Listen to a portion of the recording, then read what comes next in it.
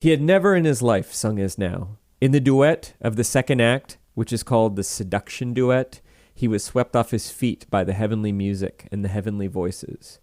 As the last melting note died away, he seized Philippa's hands, drew her towards him, and kissed her solemnly, as a bridegroom might kiss his bride before the altar. Then he let her go, for the moment was too sublime for any further word or movement. Mozart himself was looking down on the two.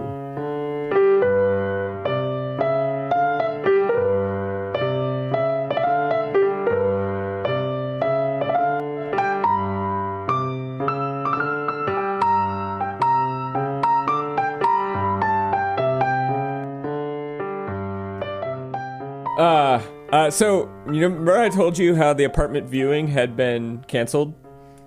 I was mistaken. I was confusing two different texts. So, 20 minutes ago, a young Venezuelan migrant family arrived at my door, and so I was planning on watching a few more scenes and getting. Oh, come in! I'm just watching Danish foreign films. Yes. Yes. Do you want to sit down? You want to sit down and watch Babette's Feast in Danish with English subtitles? I'm really trying to hit the wildly eccentric landlord thing. I'm not quite there, but with a little bit of work, I probably could get there. We could all be again someday. I will get good and grumpy on Twitter sometimes and be like, "Why do people pick up the phone and tell me they can't talk?" Get off my lawn. Exactly. I have a certain is Babette's Feast image for you in that particular moment. Somebody picking up the phone while your visage and the flames of hell are superimposed together, and that person kind of picks up the phone and says I can't talk, and that is the image of hell for you.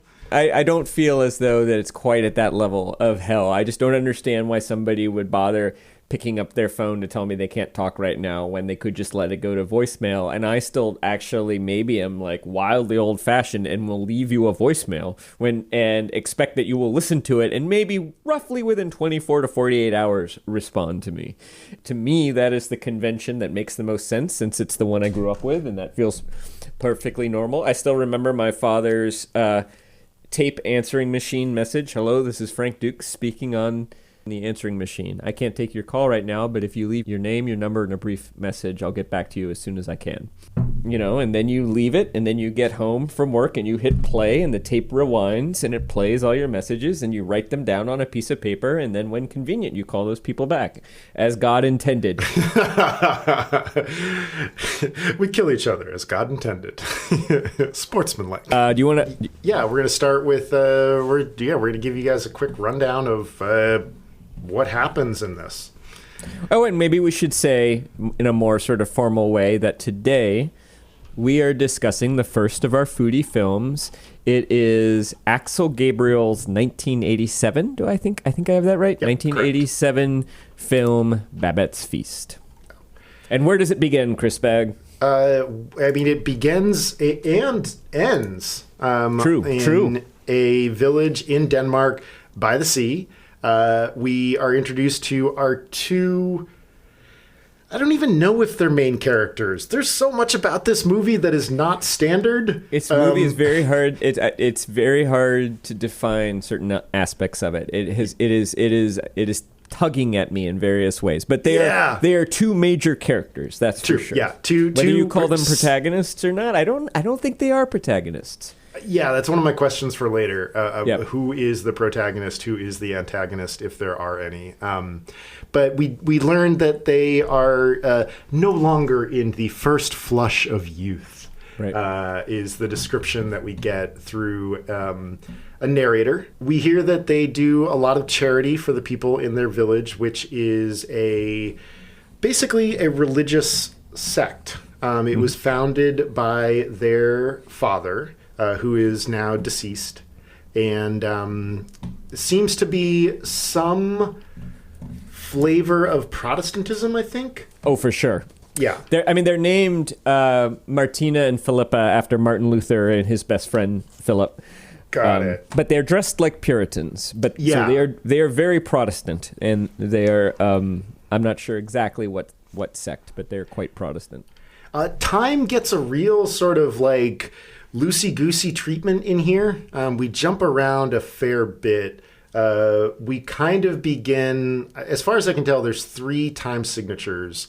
There is the recent past, there's the distant past, and then most of the action in the second half of the movie takes place in the present, which is about 14 years after where we begin. Right. But we get quickly a flashback to the sisters are young. They have 2 potential paramours that don't work out. Martine and a young officer named Lawrence, and Philippa and an opera singer, Ashley Pepin. Both of those don't work out. They are sent away mostly because the father is not cruel or controlling, but is really focused on having his daughters there so he can continue to run this sect of this sort of puritanical, though when I say puritanical, it sounds, really kind of awful. But it's just it's a strict-ish. They're strict. They're not. Religion. They're not. I don't see them as.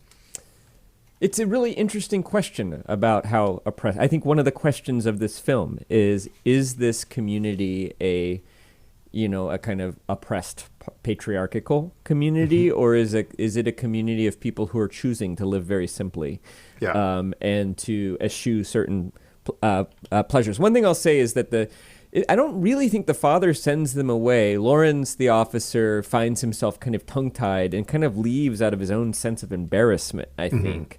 And Philippa's potential paramour, Achille Papin, who is a brilliant opera singer and a bit older, there's a moment where he is a bit too forward in a lesson that makes her uncomfortable. Now, why it makes her uncomfortable, I think, is an interesting question that I will raise later as well. But he is training her, teaching her, because she has a beautiful singing voice, to be an opera singer. And she's going along with that at first, but she becomes uncomfortable and asks her father to send him away. And her father is quite satisfied. He is very happy with that outcome. Yeah, that's a positive outcome. But it did come from Philippa. It did not come from the father. Correct, yes. I'll be interested to talk about that later. I actually have a reading from the original story queued of that moment, too. Got it. So. Nice. They get to be middle-aged, or we return to the more recent past, and we learn that we get our title character, Babette, shows up. She is a friend of the opera singer Pepin. Yep. She has been forced to flee France as part of the French Revolution. No. It's the French Revolution. Whatever the conflagration of 1871 was that led to the Paris. Wait a second, French Revolution is 100 years after, not 1879. I read a little bit about it because I was curious about the same thing, and it all came about after a particularly embarrassing defeat by Napoleon III, and then there was a kind of proletariat takeover of Paris. But it's not really explained in the movie. The sisters at first say that they can't afford to hire anyone, and she agrees to cook and clean for free. And I'll kick it back over to you. Sure. Years go by. You see some of this. You see Babette becoming more kind of accepted in the village. You see the quality of the food that the sisters eat vastly improve from a kind of terrible boiled fish stew. And bread soup. And bread soup that has it has roughly the texture of baby feces. Yeah. And doesn't appear to taste much better. She becomes, you see her learn Danish and sort of she starts, bargaining, driving a hard bargain with the fishmongers and sourcing the ingredients. And she kind of comes into her own. Everybody likes her. The sisters are very, they say at something like, thank you God for sending us Babette. There's an interesting moment where they note that they're saving a little bit more money now, perhaps because Babette is helping out around the house or something. We don't She's quite know how they. She's got great culinary math. Yeah. She's saving them money, right? Exactly. And 14 years go by, and the other thing that happens is the villagers, the father dies, the sort of patriarch of the religion, and in his absence, the villagers get kind of increasingly bitter in their old age, and the two sisters sort of try to remind them that their father always wanted everybody to get along and love one another, and they all just start complaining about kind of old jealousies and business deals gone awry and things like that, and they're getting increasingly cranky and hardened. And then Babette wins the lottery. We've heard that she has one friend in Paris who buys her one lottery ticket a month or something like that. It's great. And it hits, and she wins 10,000 francs, which is probably like $1 million or something like that, hundreds of thousands of dollars in today's money anyway. And so apparently she's going to leave, and the sisters are quite sad, but they're I would say fundamentally decent. They're not going to try to cheat her of that money or steal it. It's hers. And they're prepared for her to leave. And she says, well, before I go, I want you to grant me one favor. I would like to cook a proper French dinner for you for your father's birthday and all of his disciples. And at first they're reluctant. But then she says, have I ever asked you for anything at all, ever? And they're like, that's a good point. She really hasn't. So they agree. Except for asking to work for free. Except for asking to work for free. I was like, wait. That's the only other request. You have asked for something before, in fact. Sort of. But since then, not much. And you can tell that, that they are grateful to have her around. Yeah. She definitely enriches their household, even though she is, one senses, stifling some of her French culture and personality in order to fit into this very severe, plain, strict village. So they agree, and the sisters are reluctant. And I'll let you take it from there. Babette makes the dinner. The group of villagers eat it. At first, they all call a meeting because Martine is very worried that they are going to come to this dinner and basically consign themselves to the fires of hell. Well, and she's seeing some of the preparations, which are rather elaborate. Probably no dinner with this elaborate preparation has ever happened at this village before.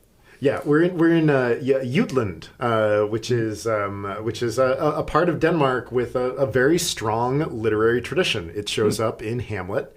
It shows up in a bunch of different places, and it's very often it shows up in Beowulf. It is Jutland is always kind of held up as the place where the yokels live. Interesting. Like, it's never depicted in literature as like a nice place. Right. And yes, this like fantastic French meal is being prepared there. Martine sees a live turtle in the kitchen, a cow's head. I mean, all sorts of very over-the-top things. And she's really worried about what this means in a society that is ostensibly oriented towards austerity. And the villagers, out of respect for Martine, say, we're going to eat the meal. We are not going to offend Babette. We are not going to offend our hosts. We are not going to say anything about the food at all.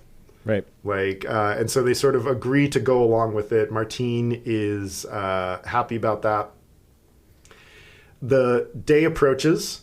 The meal comes. The villagers eat the meal, which is fantastic. There's one important guest. The General, guest. Lawrence. Right. Yes, Lawrence has returned.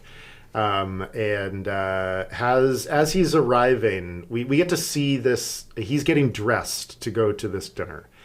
And he has a kind of meditation on his life where he says that most of what he has done has been for vanity's sake. And in a really brilliant moment, he even talks with his younger self, saying, I've achieved everything that you set out to achieve. And I find it somewhat... I'm concerned that maybe everything I've done has been for vanity's sake only. And he's kind of going to this dinner knowing that he's going to get to see this love of his from his youth again. and maybe get a sense that not everything was for naught. He's really holding this dinner up as a test of the world and its fairnesses and or unfairnesses to him. Right. Babette in a way, it seems like he's hoping it will not be a good time, so as to validate his choice to essentially leave Martine. And I mean, that was the sense I got, that he was actually sort of like, this is my chance to realize that I did in fact make the right decision, leaving her behind and focusing on my career. And I think we'll talk about this later. He is both proved wrong and proved right through this sort of amazing setup of circumstance in which Babette does cook this absolutely incredible meal. The general talks about another incredible meal that he has had in Paris at the Café Anglais, one of the premier establishments in all of Paris, that was run by, or that the kitchen was run by a female chef, which in the 1860s would have been incredibly unusual. And we're beginning to, suspect that maybe Babette is that particular chef by this point in the movie. And we get to see the general's experience of the dinner conflated with the experience of the villagers. And everybody loves the dinner. It is great. But the villagers are kind of given permission to love the dinner by the general's enjoyment of it. And we slowly begin to see that, in fact, this dinner is truly over the top and truly incredible. Martine and Laurens get one final interaction. Laurens confesses his love that he has felt his entire life for her, and she says the same. But he says that the body is foolish, and so they will be married in spirit, essentially, for the rest of their existences. And he gets in a sleigh and departs. And the disciples, the villagers, are once again reminded of their kindness, love, and regard for one another. And through this pleasurable experience that they have feared, are actually reminded of the kind of, brotherhood is not quite the right word because they're shared women, humanity. but the shared humanity they have with the other villagers. And there's a moment where they kind of stagger out in their kind of food hangover outside, and the stars are beautiful, and they join arms and they sing around the well. And they have not had that much happiness in each other's company probably since the old man died, and maybe not even prior to, perhaps ever. Yes, it is still rather chaste. Nobody has become a hedonist because of this dinner, and in a way, it is almost as though the dinner has helped them rediscover the joy of their rather austere existence, as opposed to simply feeling sort of oppressed, bitter, and strict about it. Yeah, they are of a religious sect that looks to the afterlife as the proof of their existence. And they experience in this dinner a moment of mundane joy, of non-divine joy, of joys of the flesh, but not, as I think they suspected, sinful joys. Right. And I guess the one other thing is that then Babette reveals, the sisters come, they congratulate Babette, and they say, we're really going to miss you. And Babette says, I'm not going back to Paris, and I don't have any money because I spent it all on the dinner.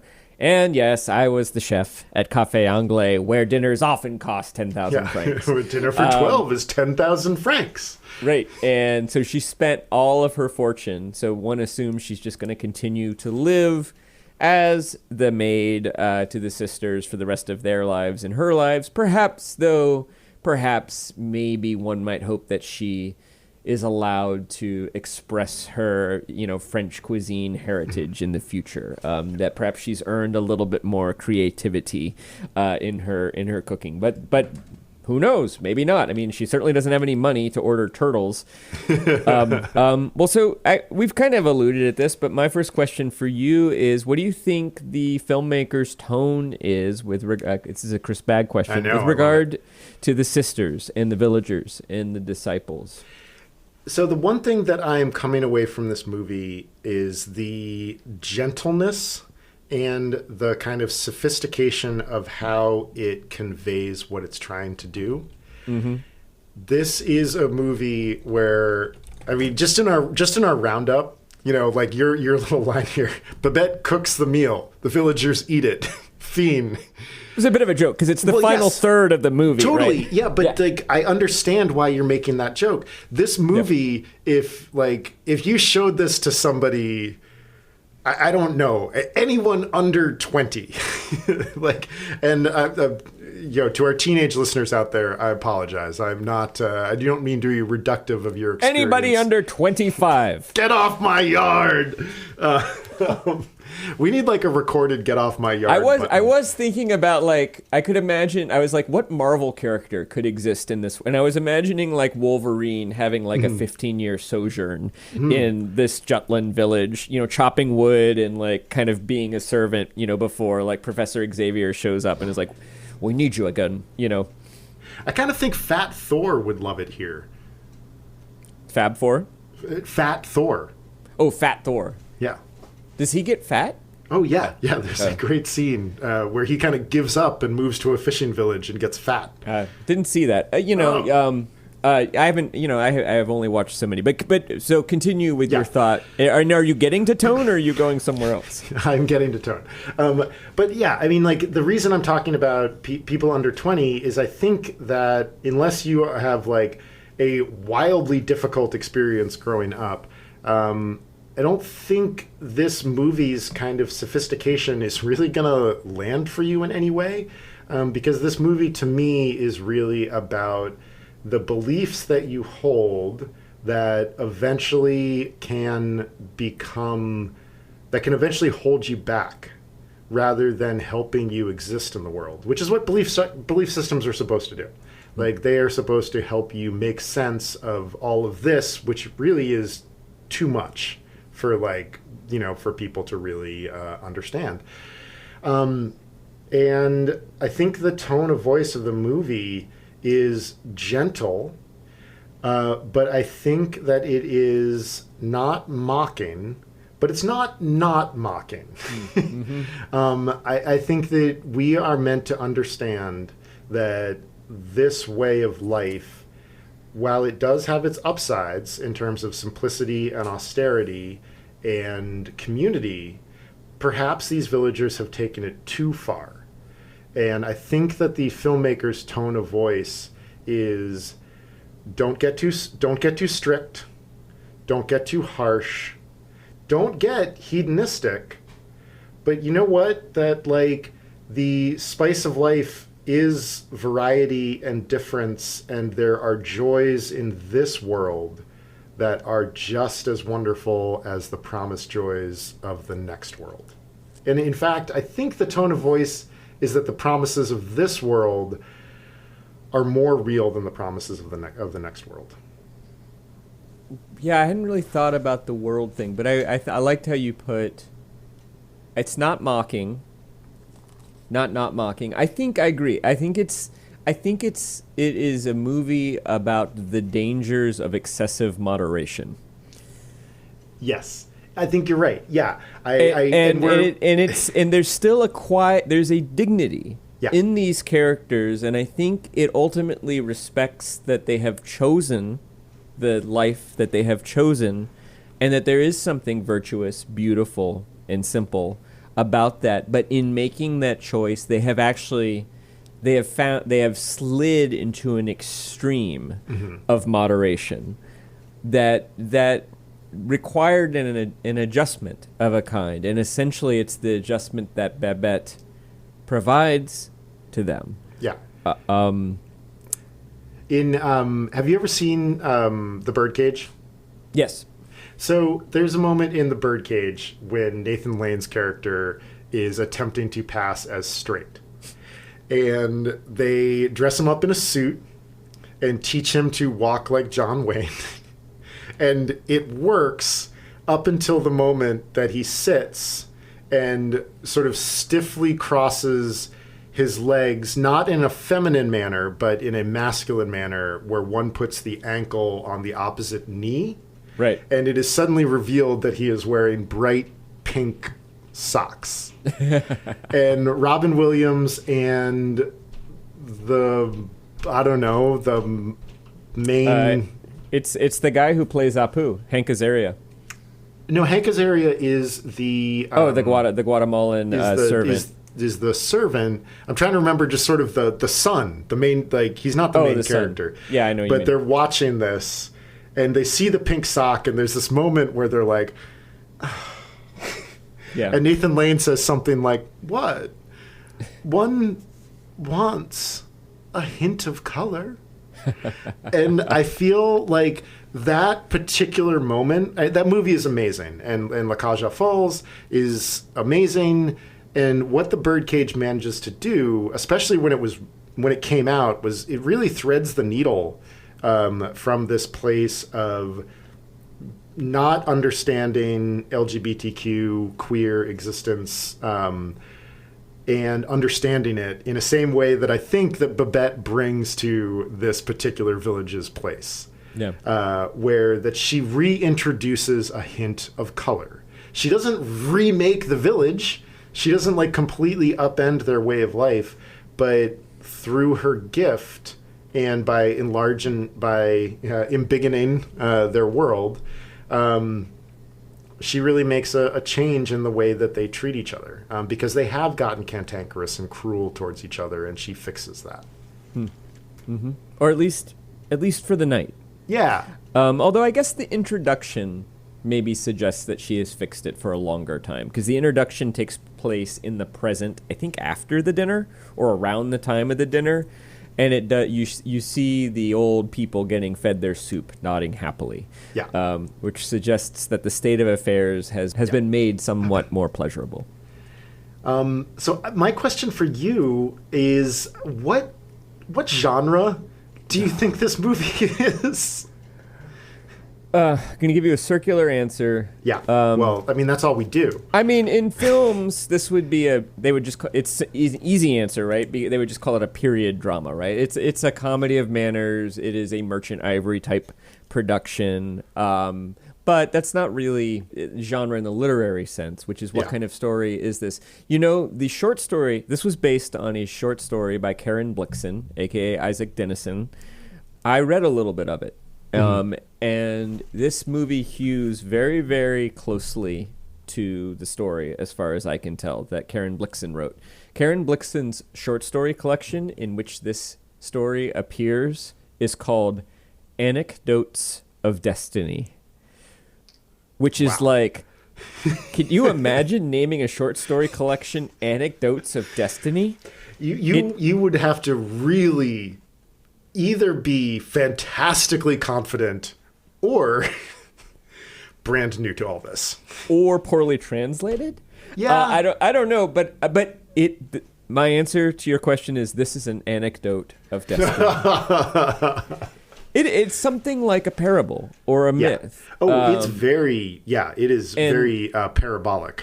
And I think it's a movie about destiny, and it's a movie about the paths our lives take, and whether we make the right choices or not, and what are the implications of those choices, and how do we make sense of those choices, I think. And so I don't know if that's a genre that exists, but I'm going to go ahead and just call it's an anecdote of destiny. It's not quite like a Greek tragedy level of myth, but it is something like a parable. I wouldn't call it an allegory, because the characters are very much themselves. It's not like Babette stands in for sort of like pleasure. You know, you can certainly associate certain qualities with different characters, but the characters in and of themselves are complex, and they have all of the different forces that are kind of very, very, very quietly warring with each other in this movie.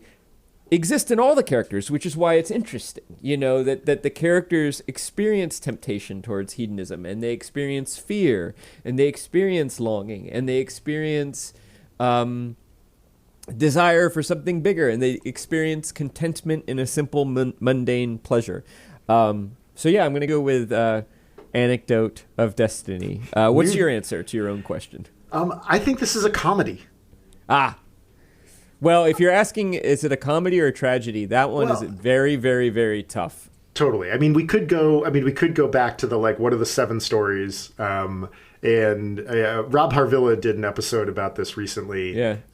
When he was talking, believe it or not, about the Chick song "Goodbye, Earl." He opens the whole show saying that there are 7 stories, but really there are 8, and the 8th great story of humankind is Con Air. Everybody go listen. It's an amazing monologue. But he does go through and say 2 of them are tragedy and comedy, and says, those seem way too broad for me. Well, are you using comedy in the sense of a Shakespearean comedy, meaning a happy ending, or are you using comedy in the sense of Hollywood, which means funny things happen? Both. I think that this functions structurally like a comedy. In the end, we have 2 characters coming together due to the nature of the action. That Lawrence and Martine do get a chance to confess their feelings for each other and have some sort of connection that is going to go forward into the future, even if it's just a spiritual connection. But I think starting right around the moment when Martine begins to suspect that this dinner is going to be more than she and the villagers can handle spiritually. And she calls a meeting and expresses to them in sort of horror what they are all about to be in for, that I begin to think that this is all just this marvelous and still good-natured joke that is being told to us. It's not mean in any way. Like, I really do think that the characters are treated gently and fairly. But watching Martine's face, she even goes to the meeting dressed all in black, and all of the villagers come to the dinner party as if they are headed to a funeral. As Babette is laying the table, there's this incredible moment. She is setting the table. Martine comes and takes down the portrait of their father. We get the sense that he's put backup somewhere else, right? But not overseeing the dinner. Yes. Like, she's not going to let him see it. Yeah. And it was at those particular moments that I was like, oh, this is very funny. I mean, I thought comedy was being used for characterization throughout the entire film. Like, I think Achille Papin, the opera singer, and his very chaste love for Philippa is played sort of comedically in her response to that. Even young Lorenz, his sort of comic, I mean, it's visual comedy. He looks ridiculous. Like, his hair is too big for his head. He's too skinny for his outfit. There, and it also made me think of just how important casting is for film, and when you're doing storytelling, because all of these characters look exactly right. I think they look, and so much of the story is conveyed in how they look and the way they age, but also the way they look as young people. And so I think, and when there's a moment where Lawrence is sort of sitting next to Martine, and she invites him to sit down, and he's smiling, and then he just kind of like has this terrible like burp hiccup thing happening, and he's so embarrassed by that he has to get up and leave, and that's the straw that breaks the camel's back. And the one thing that is sort of different about the Karen Blixen story is there's this whole backstory in his family about that involves like witches of the mountains or something, like silencing a man or something. So apparently he has some kind of anxiety around speaking too. But I think comedy is used sort of throughout the film, but it's always very, very quiet. It's never the sort of comedy that makes you laugh out loud, except for probably the greatest moment of that is when the film is trying to draw the particular contrast it's trying to draw in the most strong way, which is Babette's preparation of the sinful feast and Martine and the other villagers' fear of the pleasure that is about to be summoned forth, like a witch summoning, Satan from her cauldron. And literally, she has a cauldron into which she is putting all sorts of grotesque things like a pig's head and chicken's feet and, all sorts of other... There's some real, visual references to Roman Polanski's Macbeth. Oh, interesting. You have this real moment of, and just the superimposition of Martine's face and the flames of hell and the head of the cow and the poor turtle. It really that's one of the reasons why I said if you aren't over 25, this movie is going to strike you, I think, as sort of hopelessly self-interested and precious and boring.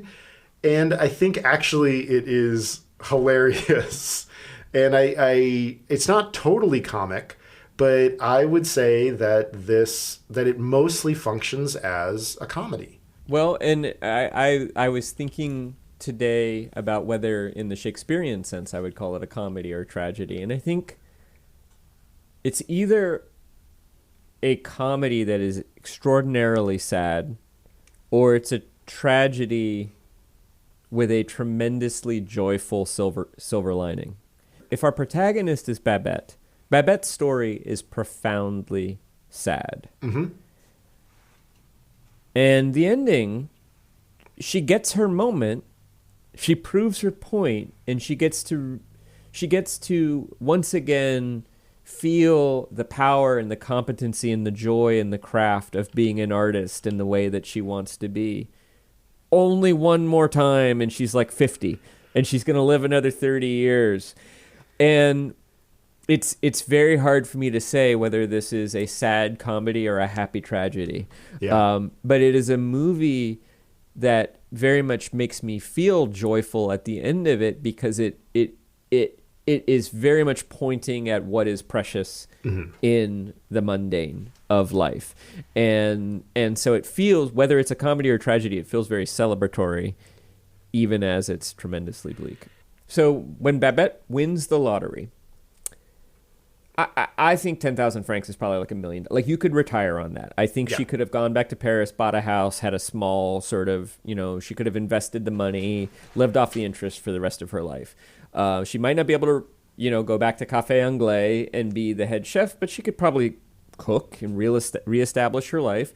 She could probably stay in Denmark and open up a small cafe where she serves French food. Maybe not quite as good as, she might not be able to source all the ingredients the way that she sourced them for the feast. But she could probably get some pretty good ingredients, and do some pretty good. Instead, she chooses to spend her windfall on this one thing. Yeah. And what do you think the film is telling us about? To me, I don't really fully understand that choice. To me, it feels like the wrong choice for her, even though I love this movie where we get to see the effects on her and everybody else of that choice. I love it as an aesthetic and narrative choice. But if I were Babette's best friend, I'd be like, that's a great idea, but maybe don't do that. Mm-hmm. Maybe, what do you think the movie is telling us about why she makes that choice? So again, I think this is another kind of amazing choice by the director, everybody involved in the creation of this, because so Babette comes from a world where we have some suspicions about the nature of that particular culture. The opera singer Pepin, he says that he is, by the time that he ages, he's forgotten by his fans, just an old man kind of passing into irrelevance. Right. Lawrence kind of talks about that his entire life, which is in this world of kind of culture and whatnot, has all been for vanity's sake. He's very concerned that that's the case. And Babette is of that world. And we learn that because of the general of Lawrence talking about the food that she's made during the dinner. And right. just about how incredible it is, and how it basically is the milk and honey of that particular class, of that, so like very over the top kind of place. It's about creating expensively, meticulously sourced, perfectly prepared culinary works of art for the absolute richest people in the society to enjoy, while meanwhile there are probably people sleeping in the streets in their own filth. Right. Yeah. And it's a corrupt world. It's a corrupt world. Yeah. It's a world not unlike our world. Any world where the forces of capitalism have triumphed. And so there's enough hints that world is not the ideal. In the same way that we get enough hints that the puritanical world is also not the ideal. What I think this movie is sort of trying to get to is the sense that like somewhere in the middle is the right way to be. Yeah. And Babette owes her life to these two sisters. She comes, and maybe it's somewhat melodramatic, maybe it's overwrought, maybe it's the director and the novelist poking fun at melodramatic works of fiction that kind of have this. If you've ever seen Love and Death, by Woody Allen's Love and Death, there are these hilarious long stretches where they just talk about wheat. And it's very kind of poking fun at the melodrama of like Russian Russian literature. And I feel like something similar is going on here, though also Babette's Feast could get lumped in with that same kind of somewhat self-important figuring, though I think that the movie is a lot better than that. How I'm trying to answer this question, I promise. Babette owes the sisters her life. We see that early on, where when they first say that they can't take her in, and she says, "There's nothing for me then except death." And they change. They say, "Okay, we don't want that." And she says that she'll work for free. So these sisters have essentially given Babette a life. She is faced with the prospect of returning to that world of culture, and the choice she makes is kind of amazing, where she was like, I'm going to bring that culture here. Mm-hmm. And the marrying of that culture and Babette's desire to repay the debt that she owes the sisters in this puritanical society creates perhaps a new society. And that's why I think that this is essentially a comedy, because comedy is about things going on or moving forward. Well, so do you think the sisters and Babette are going to be happier than they have been for the rest of their days? Or do you think the night of the feast is a beautiful exception? Oh, I hope not. Maybe this is a place where you and I flip roles a little bit. Because sometimes I'm making the case for the Jennifer Egan novel, which I love the way that you described it once, where you were like, these are bad people doing bad things, and sometimes I love living in that world. I really hope that this movie is about a new world order that comes from the marrying of two extremes and a more moderate way of looking at things. Though I think it's complicated because, like, at the end of the movie, the shots that we have of Babette, she isn't happy. Like, maybe she is, maybe she's satisfied, but the shots that we see of her after the dinner are a little bit more like a kind of come down. Spent. Yeah. And I think I think her happiest moment is making the dinner. And I think her happiest moment, weirdly, she never peeks her head in to take in the sight of these Puritans, enjoying the food. And so her most pleasurable moments are when she sips the wine, or when the, I guess, cart driver or the carriage driver kind of comes in and she kind of feeds him sort of the servant's portion, and they have this lovely little, and he is just blown away by the food, and it's part of the comedy that you're talking about. But one it also creates this interesting sense of space where one sort of like, probably the kitchen would be the funner place to be than the dining room. Even though profound things are happening in the dining room, to be sure, like you kind of want to hang out with the kitchen with the servants, because they're the ones who are sort of like, they're sipping the wine bottle and they're enjoying everything else, but they also don't have to wear those like, stuffy Straight clothes jackets. and like work on their posture and use their fork the right way. But that's interesting. I feel like if I watch this again, and I think I will, I'm gonna look for clues about the answer to this. And I think part of it is that one of the real questions that would help me answer this is whether the very first scene is set before or after the dinner. And I don't know that that's particularly clear. It's around the time, because the sisters are old, and Babette is about 50, which is what I think she's about 35, 40 when she shows up, and she's about 50 when she cooks the dinner, although she doesn't appear to age. It's got the same sort of like,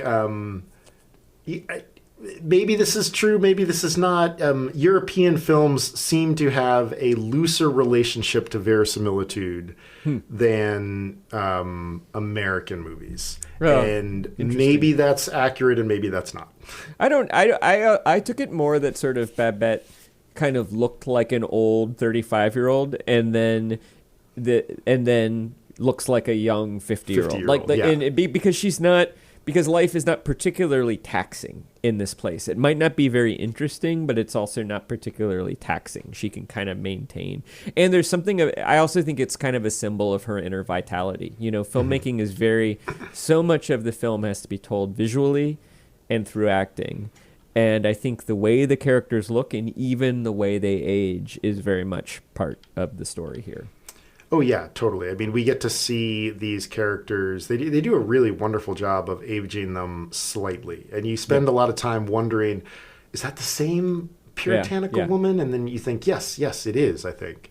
Yeah, and I looked up to figure out which, there are young and old version of the sisters and Laurens too, but I wasn't even sure because the actors really resemble each other. Yeah. Like you could immediately tell, oh, that's old Martine and that's old Philippa and that's old Laurens. Like it's a wonderful. They do a very good job. They even do a wonderful double exposure cut of young Martine turning into old Martine. Yeah. I was wondering if the actor that played Laurens was the same, because I was like, God, I guess you could do it with like some hair and some makeup. His face is so much fleshier. I don't know how you would do that. I know it's possible. They do have the technology, but I don't think so. I think there's young. Well, we could look it up. That would be amazing if that were the case.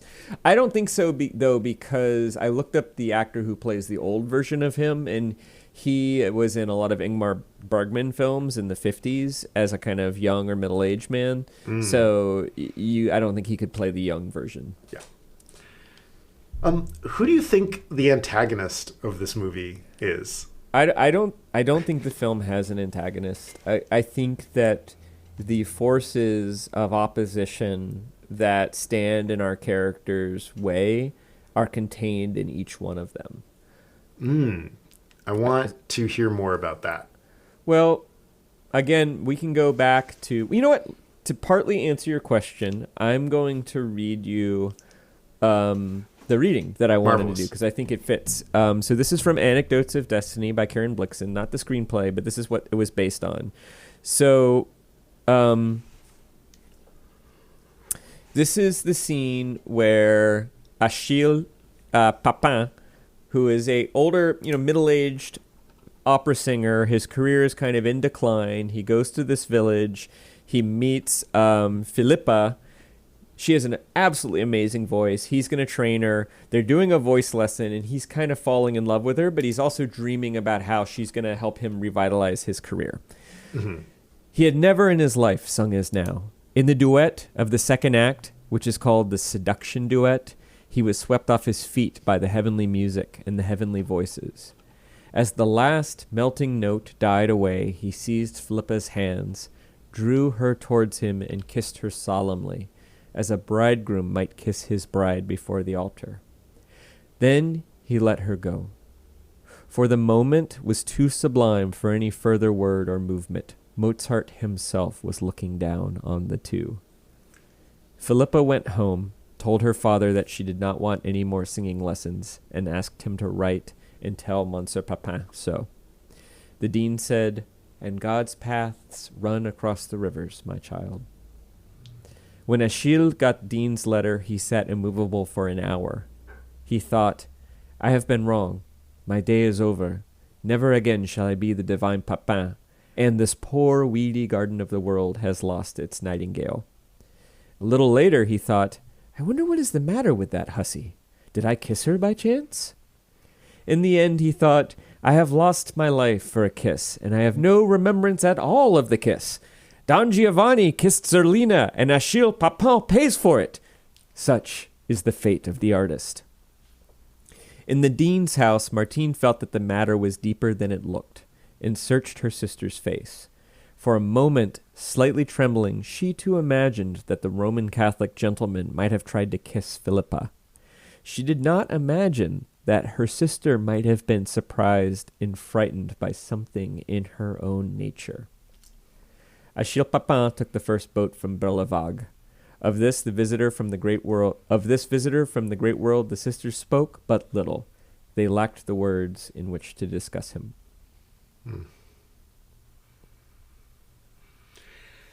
The more I talk about this movie, the more I get, the more my fondness for it grows. I watched it last night, and it was quizzical. I've never seen it before. I've of course heard about it. And you're struck with all of the cliches of foreign films.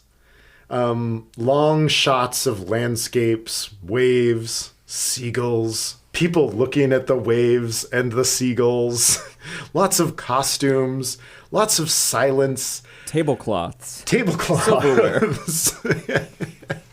Candles. And then, I mean, just that passage, like, so much about that passage that you read shuttles back and forth between what the characters know, what they think they know, and what they don't have the capacity to know but feel within themselves. I mean, even the fact, like the word "the sublime" gets brought up in there. The sublime doesn't just mean good; it means so massive that it makes you kind of leap states. Like, the sublime is a place where wild, crazy things happen, and it comes from the fact that, it's sublimation. We're going from one, solid to gas without passing, this total, like, miracle of science. That's what the sublime is in literature. And this movie is so about those particular moments in people's lives when they find themselves in situations that they don't understand, and either making the wrong decision, which I think is what the daughters do early on in life when they don't take up with Pepin or Lawrence. And everybody is kind of given another crack at the apple late in life with Babette. It's not clear to me that they did make the wrong decision, but it is. I mean, the other thing is, when I saw that scene, I read the scene, I feel like it's pretty faithful. It's not quite exactly. Yeah. In the movie, he actually kisses her on the forehead. Yeah. But the spirit, the basic idea. That scene is hot. Yeah, and because they're whoa. singing in a very flirtatious way, and if you remember, there is a cut to the father, the dean, and Martine sitting there, and they can hear it, and you can tell they're troubled by what they're hearing.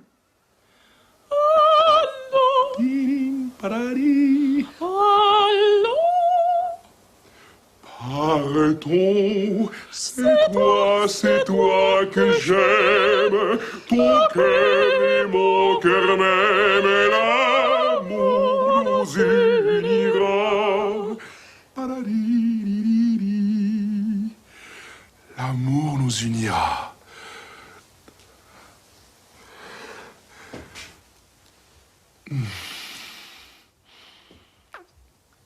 L'amour nous unira.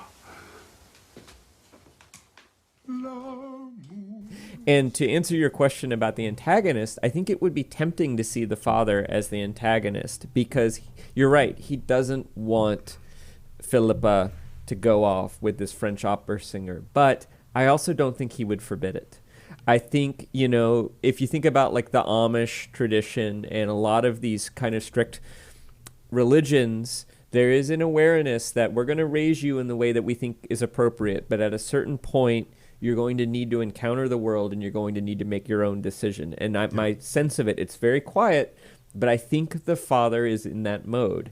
So he is afraid she's going to get married, but he's not going, and he's not even necessarily going to share his feelings with her. He shares it with his other sister. Mm-hmm. So maybe he's an antagonist because they're absorbing their values from their father, and he is strict and severe. But at the same time, that sentence... she did not imagine that her sister might have been surprised and frightened by something in her own nature. Yeah. I mean, that's the key sentence, right? And I think Philippa gets to decide whether she wants to unlock that part of her nature or not.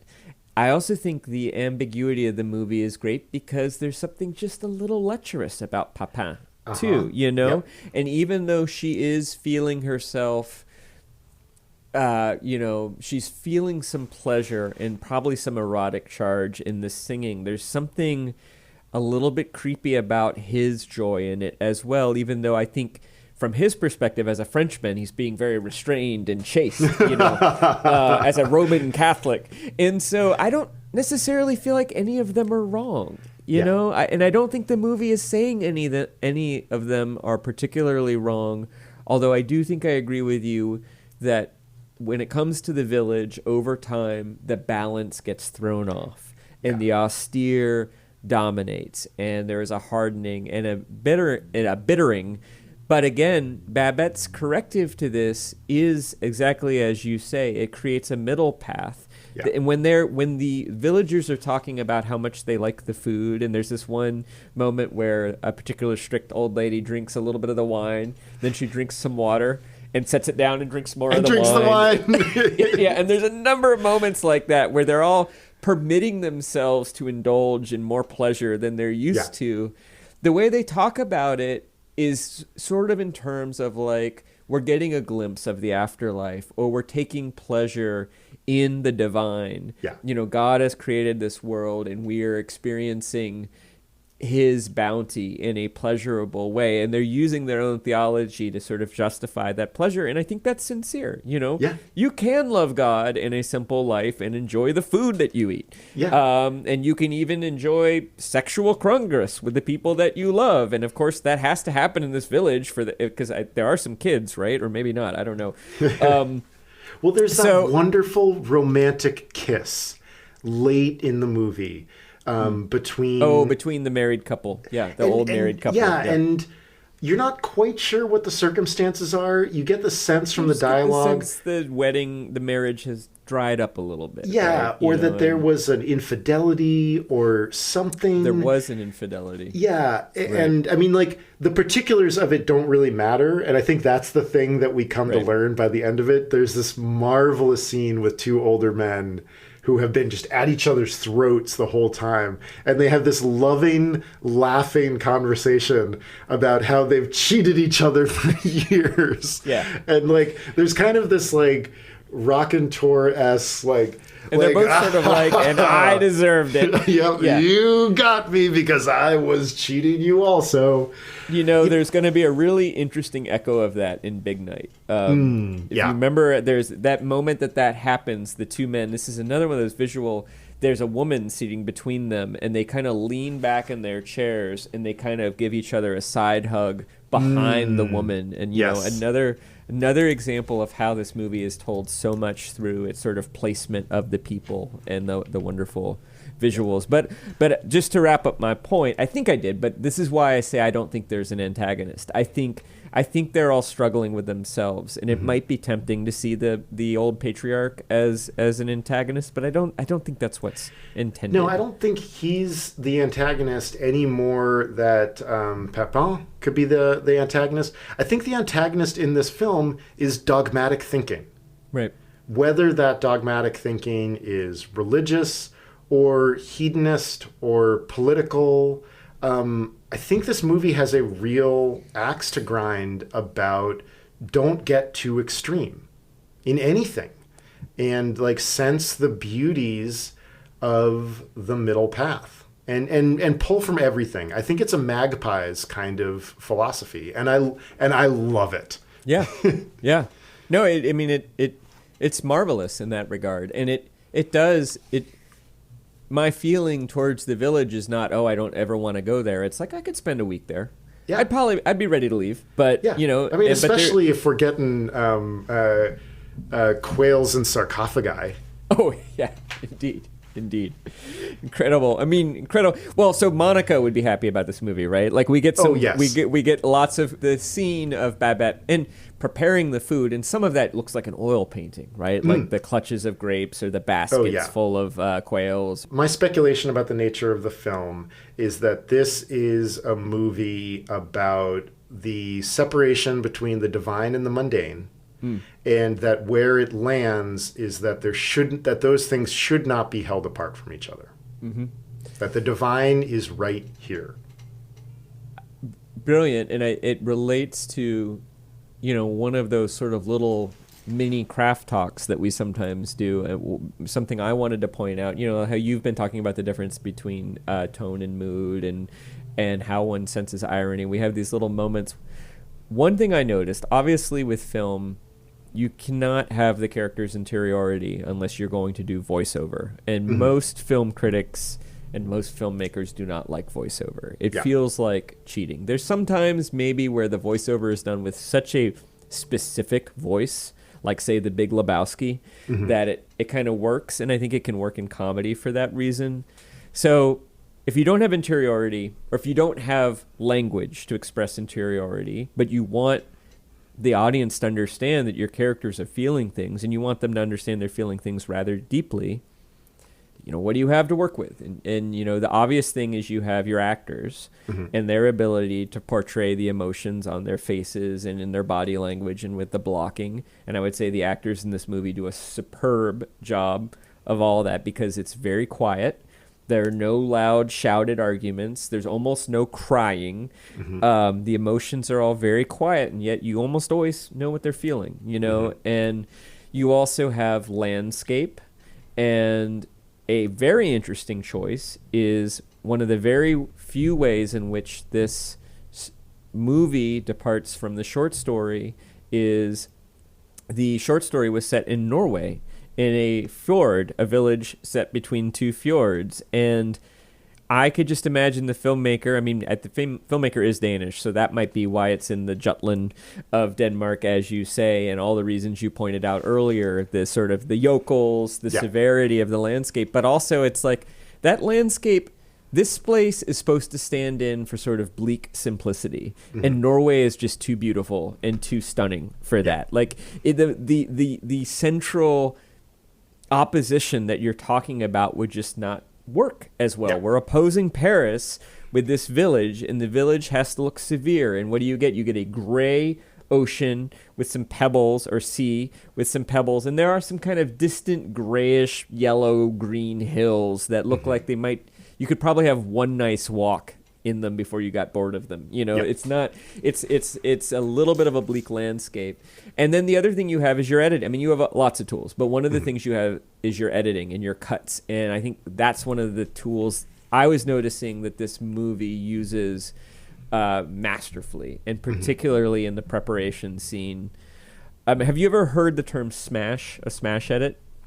I know what a smash cut is. Right, same idea, smash cut. So a smash cut is a particularly abrupt cut. Screenwriters sometimes use it, and it's often when you're cutting kind of in the middle of action in a way that feels abrupt to the audience, and then you're thrown right into the middle of something else that feels very different. Apparently, one version of this is apparently called the Gilligan cut, because on Gilligan's Island, you'd often have a character saying like, I would never try to guess what's in the Christmas presents before Christmas, and then cut to that person doing that exact thing. The skipper is like opening the Christmas present, like tucking up one piece of the wrapping. Exactly. So that's a version, but there were a number of smash edits in this that are designed to exactly reveal, I think, the opposition you're talking about. And particularly, there's all these moments where Martine or Philippa are spying on Babette as she's cooking the meal, and you see these like the wine coming, and the gasping turtle is a particular moment, and the one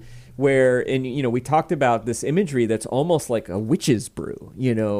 The one moment that had just this really, really powerful smash is that moment where Martine assembles everybody, and they're making the agreement that they're basically not going to enjoy the dinner. They're going to be polite, and then they gather around and they sing, not very beautifully, this sort of boring religious hymn, and smash cut to like the cow's head and the chicken's feet in the wheelbarrow getting rolled away. Som vi aldrig havde fået evnen til at smage. Den eneste sejl, du omsorgsfulde for dit daglige brød og glæde. Guld og stene, ej, du rækker til det barn, der bad om brød.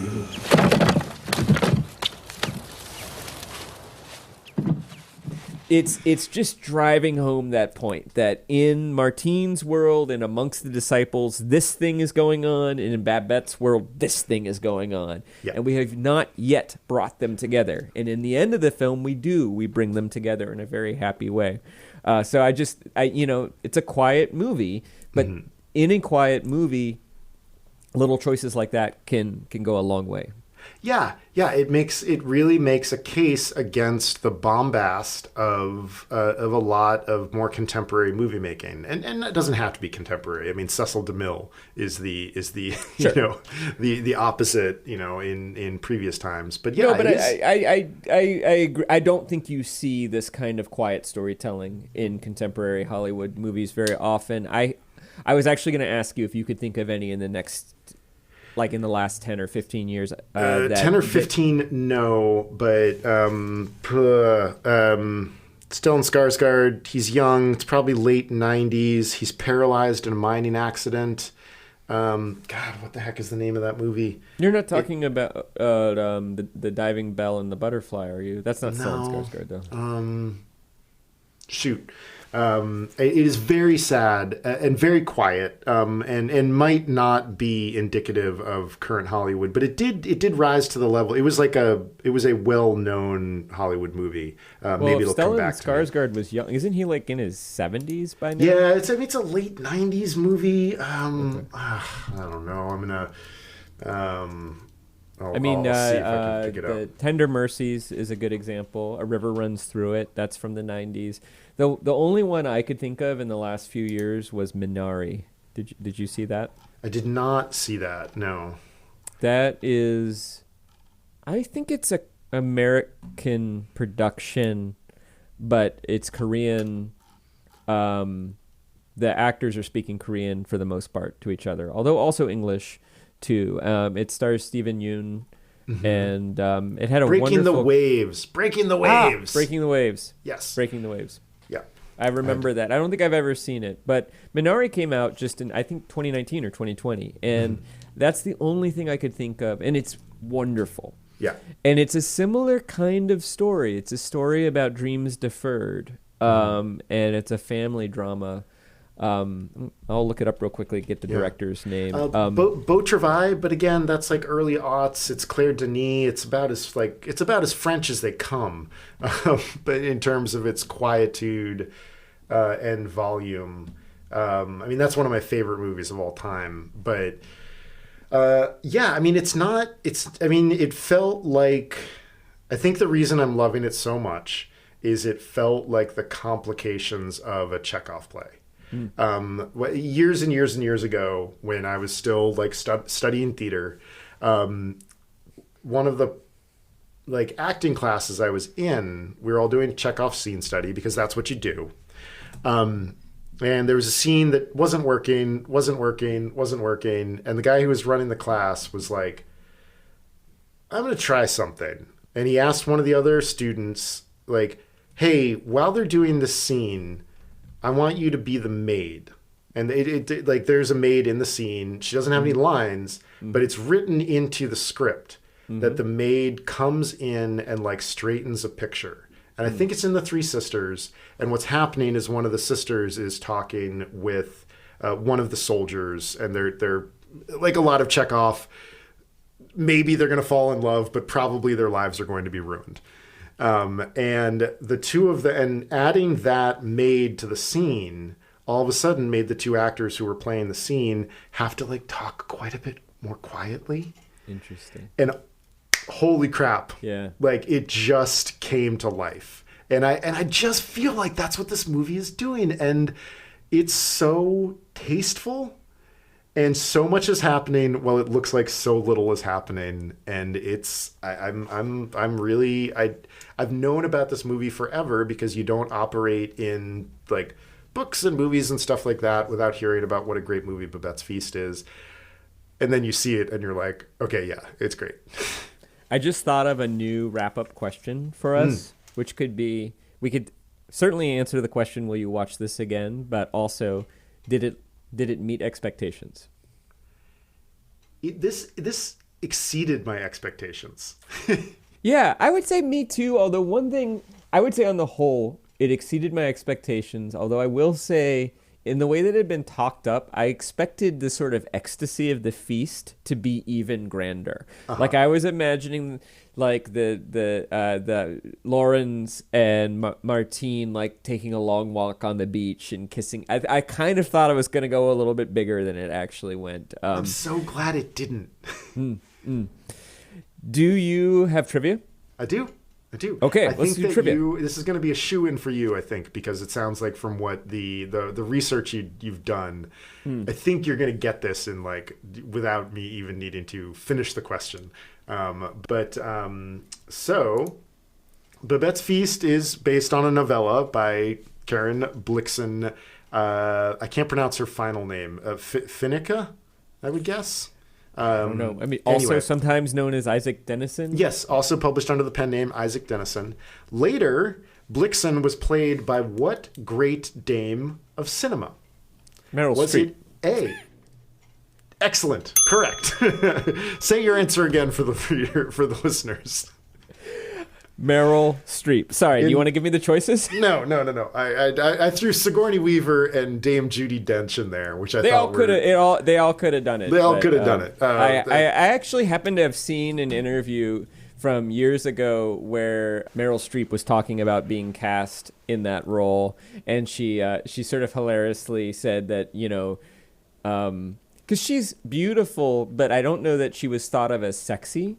And so apparently, for whatever reason, she wore a push-up bra because she had heard maybe the director had expressed concerns that she wouldn't be able to quite live up to the sensuality of the role. So she that was her audition solution to that. That is awesome.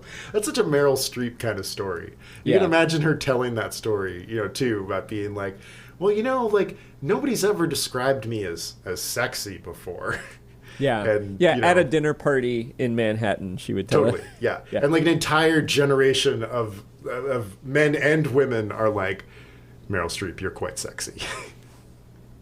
Indeed. And really cool. Oh my god. And a total badass actor. I'm afraid mine is a little bit harder, unfortunately. Yours are always harder than mine. I hope I'm not overdoing it. I try to make them gettable. I think it's good. I like the dichotomy we're evolving. I mean, I feel like maybe yours need to be a little harder for me. But okay, so mine is about the real Café Anglais, which is a real restaurant. Yep. And it was named after a treaty between France and England in the early 1800s.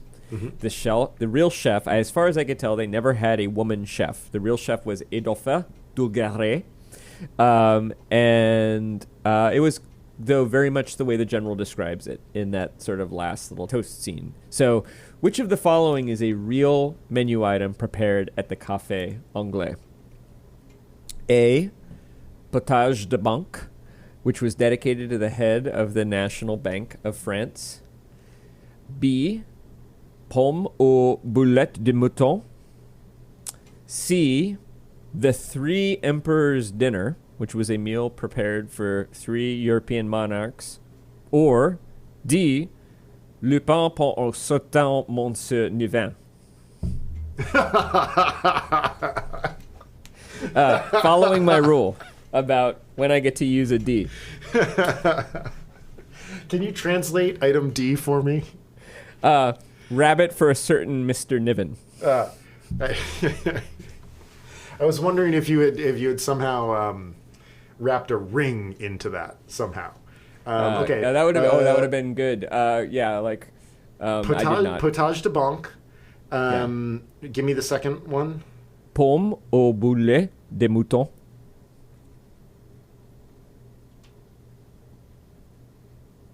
If you want, I'll translate it. I mean, that's like apples. It's like a round apple of mutton. Well, keep in mind that often pomme is a shortening of pomme de terre. Potato, yeah, we're doing, I mean, apples of the earth. We don't say pomme de terre frites, we say pomme frites. Pomme frites.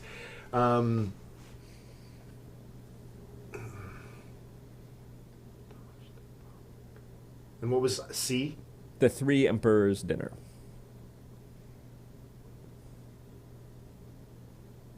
I'm going to go with B.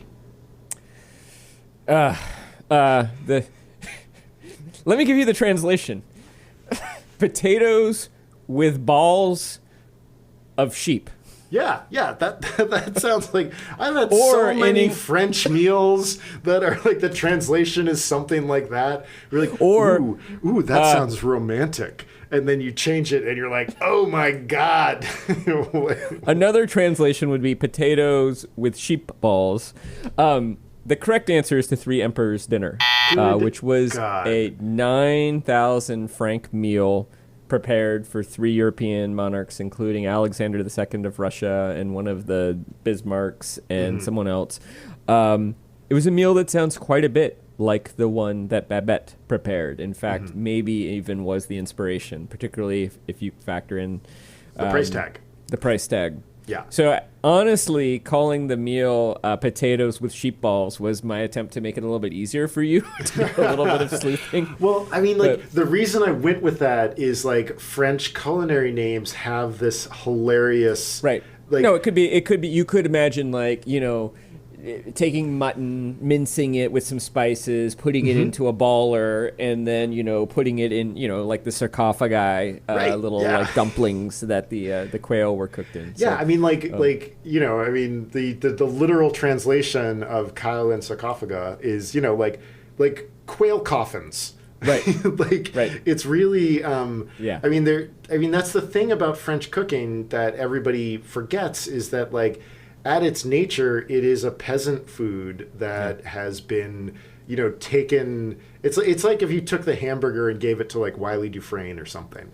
We in America, the hamburger has been elevated to that. The Three Emperors sounded too implausible for the mid-19th century Europe to me.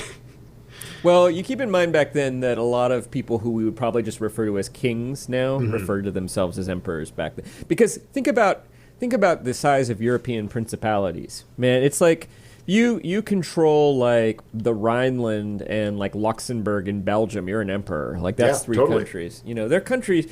I mean, how many languages are there in mainland Europe? Like 92? So many. Yeah. Each one of those counts as a kingdom. So basically, if you conquer like 3 of them, you're an emperor. You're an emperor. Yeah. So I mean, like what we call Germany was like 600 principalities for the longest time. Exactly. Yes. In fact, basically the guy who was the king of Germany was the emperor. I forget. I could look up who that guy actually was, but he was one of them, and I believe the French monarch at the time was or it might have been Napoleon III, and then Alexander of Russia They had conquered Lithuania or Estonia or something like that, and Siberia. So he got to be an emperor. Everybody got to be an emperor back then. And then everybody got to eat at the Café Anglais. But yeah, indeed. And by 1977, to be an emperor, you had to have conquered the entire galaxy. And so I think maybe you and I have a pretty big idea of what an emperor is. We're like, an emperor? If he doesn't control all the planets, he's not an emperor. He's merely right. Yeah, if he's not the emperor, if he's not Palpatine. A moth. Yeah. Next up, listeners, we are going to be watching The Cook, The Thief, His Wife, and Her Lover, directed by Peter Greenaway, is what we have on tap. And we have heard that there may be some difficulty in obtaining that. So I suggest you check your local library and you check if you're a person who's lucky to have a DVD rental store, check there. If those fail, send us an email at hello@uppermiddlebrow.com. It's possible we might be able to be helpful in this quest. And I'll say no more. Well, you will say the credits. I will say the credits. Upper Middlebrow is a Small Point production. Chris Bagg and Jesse Dukes are the porters, busboys, barbacks, and stars of the Dish Pit. I almost said of this dipshit. That's probably old. This is probably This copied. is old. This is the same outro from our chewing episode. So we're not Babette. So she's got the table waiter, and she's got the we are Eric and the cart driver. Jesse Dukes and Chris Bagg are Eric, the waiter, and the cart driver, sipping and enjoying our family meal while Babette slaves away. Music by Ben Pajak and Jesse Dukes. Design and website by Chris Bagg. You can learn more about us at uppermiddlebrow.com. The other thing you can do at uppermiddlebrow.com is find a link to our listener survey and fill it out. And if you want, we'll enter you into a drawing to win a storied Bluetooth speaker, which is perfect for listening to Upper Middlebrow. So go to uppermiddlebrow.com for the link to the survey. We really would like you to do that. And if you think we ramble too much, this is your chance to tell us that. This is your chance to have your impact chance. in how Remember, we it's all shape essentially the show. ramble, so be careful of what you ask us to cut. But go ahead, tell us. We could ramble. It could be a shorter ramble. It could be a longer ramble. Yeah, that is an option. As a reminder, everybody, Jesse and I are both writers and editors, and we can help you with your writing, podcasting, or editing projects. You can see our portfolios and learn more at our websites, chrisbagg.com and jessedukes.com. Check them out and get in touch if you want to talk about how we can help you with your project, big or small. The last thing I want to say about Babette's Feast was, did you think that, in fact, this entire dinner was going to be derailed by the cart driver drinking all the wine while Babette was cooking the meal? I had anxiety that he was going to drink the really expensive vintage, or he was going to upset the fire and there'd be a fire in the kitchen or something like that, which is what would have happened in an American movie. I know, totally. Movie. I was and it would have been okay, but the guests would have had to come in and and then they would have had to start the dinner and they'd do it at someone else's house, and they would have all come together. But nope. It was just. He was just enjoying his wine. Yeah, he merely had a wonderful evening. Yes, as did we all. Yeah.